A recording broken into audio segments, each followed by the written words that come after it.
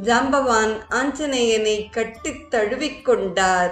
அஞ்சனை பெற்றெடுத்த ரத்தினமே, எங்களால் முடியாத இந்த காரியத்தை நீ ஒருவனே முடிக்க வல்லவன். உன் திறமையில் எங்களுக்கு அசையாத நம்பிக்கை உள்ளது. புறப்படு ஆஞ்சநேயா என்றார். ஆஞ்சநேயன் வானர வீரர்களை நோக்கி கைகூப்பி வணங்கினான். எல்லோரும் மனப்பூர்வமாக என்னை ஆசீர்வதிக்க வேண்டும் என்று பிரார்த்தனை செய்தான். வானர வீரர்கள் ஆனந்த பிரவாகத்தில் இழுத்துச் செல்லப்பட்டவர்களாய் வெற்றியோடு விரைவில் திரும்பி வா என்று ஆரவாரம் செய்தனர். ஆஞ்சநேயன் தன் வாளை சுழற்றினான். அந்த வேகத்தில் புழுதி பறந்தது. ஹே ராமா என்று உற்சாகத்தோடு கூவினான். வானர வீரர்கள் ராம ராம என்று எதிரொலி செய்தார்கள்.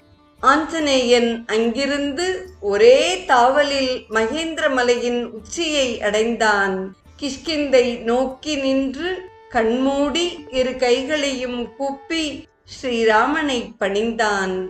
பின்னர் தென்திசை நோக்கி வெற்றி கிட்டுவதற்காக பிரார்த்தனை செய்தான்.